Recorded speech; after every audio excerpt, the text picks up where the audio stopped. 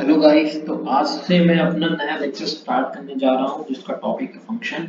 मैंने क्या किया, मैंने अपने हाथों से स्लाइड बना ली जिससे कि आपका टाइम भी ना जाए और मैं आपको अच्छे से समझा दूँ। तो देखो फंक्शन, अब फंक्शन आपको किसी भी चीज़ को कहना है तो उसकी कंडीशन होती है दो मैंने लिख दी। क्या कि कोई भी आपका एक सेट ए और सेट बी है, जितने भी सेट ए में एलिमेंट होंगे उन सब की इमेज बननी चाहिए। दूसरी, कोई भी एलिमेंट ऐसा नहीं हो सेट ए में जिसकी एक से ज्यादा इमेज हो। आप बोलो भैया ये समझ में नहीं आया, तो इसको समझते हैं। उससे पहले आप एक चीज समझो, डोमेन और रेंज जो आपके काम की चीज है। डोमेन और रेंज, देखो आपको एक फंक्शन देखो, इस चैप्टर का नाम है फंक्शन, तो आपको फंक्शन जनरली दिया जाता है। आपको एक फंक्शन दे देगा एफ ऑफ एक्स। मैंने एक लेट कर लिया function f of x equal to x square, ठीक है। अब मैं इसमें जो वैल्यू डालूंगा एक्स की, मैंने मान लो एक्स को डाला 1 2 3, डॉट डॉट डॉट, मैंने एक्स मैं एक्स को डालता गया। मैंने 1 डाला, 2 डाला, 3 डाला, 4 डाला, 5 डाला, 6 डाला, 7 डाला। तो मैं जो वैल्यू इसमें एक्स की डाल रहा हूँ, मतलब मैं जिसमें इनपुट डाल रहा हूँ, वो मेरा हो जाएगा डोमेन।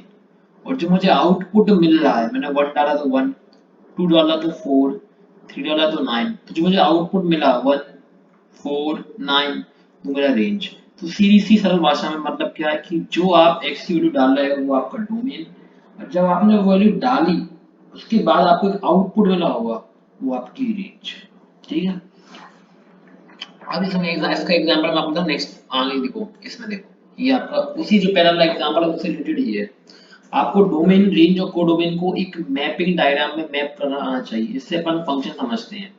उधर क्या है, मैंने जो पिछला वाला एग्जांपल लिया f of x equal to x square का लिया, मैंने इसमें 1 डाला, 1 डाला, फिर मैंने इसमें 2 डाला, इसमें 3 डाला, इसमें -1 डाला डाला। तो 1 डालने पे 1 आया, ठीक है, 2 डालने पे 4 आया, 3 डालने पे 9 आया, और -1 डालने पे 1 आया। अब देखो, जनरली होता क्या है, जो आपको सेट ए होता है वो आपको होता है डोमेन, मतलब जो वैल्यू आप उसमें इनपुट कर रहे हो। जो आपका सेट बी होता है वो आपको होता है कोडोमेन। जो भी आपको फंक्शन रहते हैं उसमें आपका जो सेट बी दिया रहता है वो आपका रहता है कोडोमेन। ठीक है। अब जब आप डोमेन डाल दें, मान लो आपने 1 डाला, 2 डाला, फिर 3 पुट किया, फिर -1 पुट किया, तो आपकी कुछ ना कुछ वैल्यू आई होगी। 1 4 9 वैल्यू आई, तो ये आपकी होती है रेंज। होता क्या है, आपका जो सेट ए दिया है वो आपका डोमेन हो गया, ठीक है। रेंज क्या होगी, जब आपने डोमेन को पुट किया तो आपकी कुछ वैल्यू आई होगी, आउटपुट आया होगा, आपकी रेंज हो जाएगी। तो आपकी रेंज क्या आ गई, 1 4 और 9, ये आपकी क्या आ गई रेंज। ठीक है। अब जो सेट बी हुआ, आपको एक चीज याद रखनी है, क्या जो सेट बी होता है पूरा का पूरा, वो आपका हमेशा एक कोडोमेन होता है। आपका सेट बी हमेशा कोडोमेन कहलाता है। ठीक है। अब आप समझो मैपिंग डायग्राम होता क्या है और अच्छे से।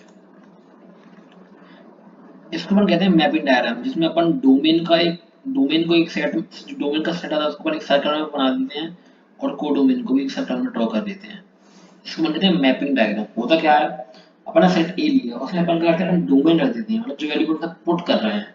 मैंने पुट किया 1 2 3, जब मैंने वैल्यू पुट की तो मुझे उसमें एक आउटपुट मिला होगा। वो आउटपुट क्या है, वो आउटपुट है अपना ए और बी।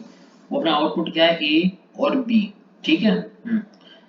अब आपको मैंने बताया था जो सेट बी होता है वो हमेशा क्या होता है, कोडोमेन।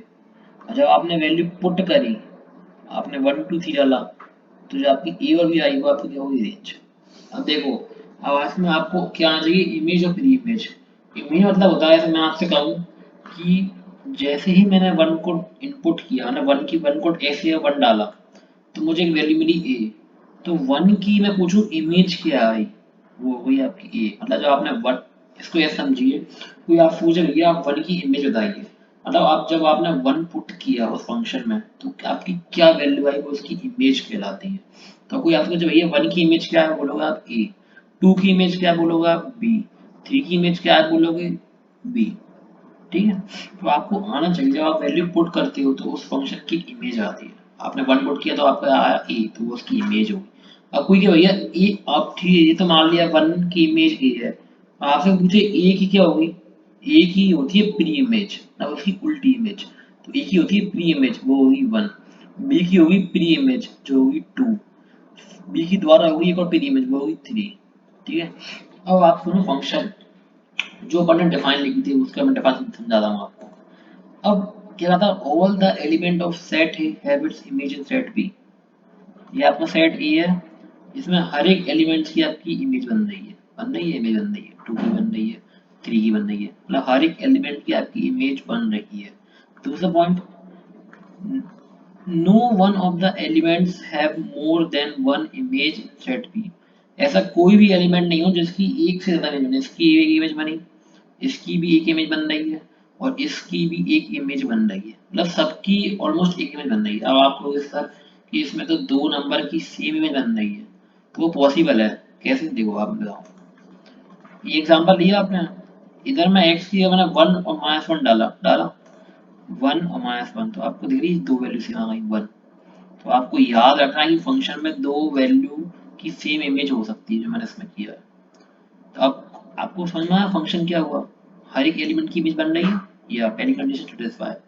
दूसरी कि हर एक एलिमेंट की अलग अलग इमेज चाहिए, मतलब हर एक एलिमेंट की एक से ज्यादा इमेज नहीं होनी चाहिए। यहाँ भी एक इमेज है, यहाँ भी एक इमेज है, यहाँ भी एक इमेज है, तो ये फंक्शन है। अब आगे बढ़ते हैं, एग्जाम्पल लेते हैं। इसमें क्या है, मैंने देखा कि अब इसमें चेक करना है वेदर दिस इज फंक्शन और नॉट। और इसमें देखो, इसमें तीन एलिमेंट थे। पहला पॉइंट, सबकी इमेज बननी चाहिए, सबकी इमेज बन रही है, ठीक है। दूसरा पॉइंट, सबकी अलग अलग इमेज बननी चाहिए, इसकी भी एक इमेज है, इसकी भी एक इमेज है, इसकी भी एक इमेज है, मतलब सबकी सिर्फ एक ही इमेज बने, ठीक है। अब यहाँ देखो, यहाँ पे ए बी सी डी ये चार थे। अब यहाँ मैंने देखा सबकी, पहला पॉइंट इमेज बन रही है, मैंने देखा इसकी इमेज बन रही है, इसकी बन रही है, इसकी बन रही है, इसकी बन रही है, हाँ सबकी इमेज बन रही है। अब दूसरा पॉइंट, सबकी सिर्फ एक ही इमेज बननी चाहिए, यहाँ देखा इसकी भी एक है, इसकी भी एक है, और इन बी और सी की दोनों की वन है, तो वो पॉसिबल है, ठीक है।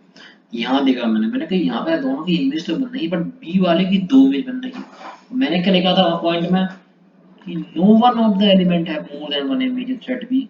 तो यहाँ तो क्या है, यहाँ तो दो इमेज बन रही है सेट बी में, यहाँ क्या है, यहाँ तो दो इमेज बन रही है सेट बी में, समझ रहे हो आप? यहाँ तो क्या है, यहाँ आपकी दो इमेज बन रही है, एक ये एक ये, तो ये फंक्शन नहीं कहलाएगा, ठीक है, ये फंक्शन नहीं कहलाएगा। अब अपन आ जाते हैं आगे। अब आपको जनरली क्वेश्चन में फंक्शन ऐसे दिया रहेगा, f is such that a tends to be। क्या जनरली आपको जो क्वेश्चन मिलेगा उसमें आपको फंक्शन ऐसा दिया जाता है, f is, ये दो दो बिंदु दिए हैं, इसे अपन कहते हैं is such that, f is such that a tends to be। तो आपको जो b सेट होगा वो हमेशा आपका कोडोमेन होता है, जो आपका a सेट होता है वो हमेशा आपका डोमेन रहता है। ये f is फंक्शन। कोई आपसे पूछे भैया कि please tell number of function कितने होंगे, आपको कुछ नहीं करना, आपको क्या करना, आपको देखो आपको जो बी सेट है उसमें कितने एलिमेंट है। आपने कहा भैया इस बी सेट में तो मेरे दो एलिमेंट है, मैंने कहा लिख दो। आप एक काम करो, आप ए सेट में चेक करो कितने एलिमेंट है, आपने कहा ए सेट में भैया मेरे तीन एलिमेंट है, लिख दो। अब आप पूछिए नंबर ऑफ फंक्शन, तो आपको मतलब जितने एलिमेंट आपके बी में है, मैंने कहा आपके बी में कितने एलिमेंट है, टू, उसकी पावर कर दो आप कितनी, थ्री। मतलब जितने नंबर ऑफ फंक्शन क्या होता है, जितने एलिमेंट आपके बी में है, मान लो आपके n एलिमेंट है वो, और उसकी पावर में क्या करोगे जितने एलिमेंट आपके ए में है m। तो बस आप क्या कर रहे हो, जितने आपके बी में एलिमेंट है टू, और आपके ए में कितने, तीन, टू की पावर थ्री। ऐसे आपके बी में एलिमेंट हो मान लो पांच, और आपकी ए में एलिमेंट हो छह, आपकी पावर सिक्स।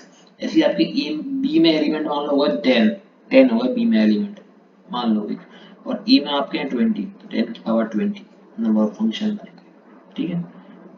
जैसे यहाँ पर एग्जांपल ले लिए A B C D one two three four, मैंने कहा बी में कितने एलिमेंट है, चार, और ए में कितने हैं, चार, तो चार की पावर चार, ये आ गया आपका आंसर।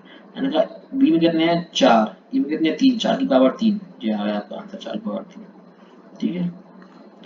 अब अपन आते हैं type of function. Types of function में क्या आते हैं, one one, many one, onto, into. इसमें टोटल चार केस बनते हैं, वन वन ऑन टू है, वन वन इन टू है, many one onto, many one into. इससे क्वेश्चन आपको जे में मिल जाएंगे बहुत सारे। चलो अपन देखते हैं। अब पहला फंक्शन है वन वन। अब आपको क्या चीज याद रखनी है कि वन वन फंक्शन के दो नेम और हैं। वन वन फंक्शन से वो आपसे और एक दूसरा नेम है उसका इंजेक्टिव, उससे पूछ सकता है कि इंजेक्टिव फंक्शन बताओ। तो आपको याद रखना है कि वन वन फंक्शन का एक नेम और है विच इज इंजेक्टिव फंक्शन और मोनोमॉर्फिक फंक्शन, तो इसके नेम्स हैं। अब वन वन होता क्या है अभी देखो, बेसिकली क्या होता है, जैसे मान लो आपके पास तीन एलिमेंट दे दिए, ए बी सी, आपके तीन एलिमेंट है। अब हर एक एलिमेंट की अगर इमेज बन रही है, इमेज बन रही है, और सबकी अलग अलग इमेज है ना, यहाँ देखा, यहाँ ए की टू है, इसकी वन है, इसकी, तो सबकी इमेज अलग अलग है, ठीक है। तो ये आपको होता है वन वन। मतलब सबकी यूनिक इमेज है। बट यहाँ मैंने कहा यार यहाँ देखो, यहाँ ए बी सी था 1 2 था, या ए और बी दोनों की इमेज बन रही है 2, फंक्शन तो है।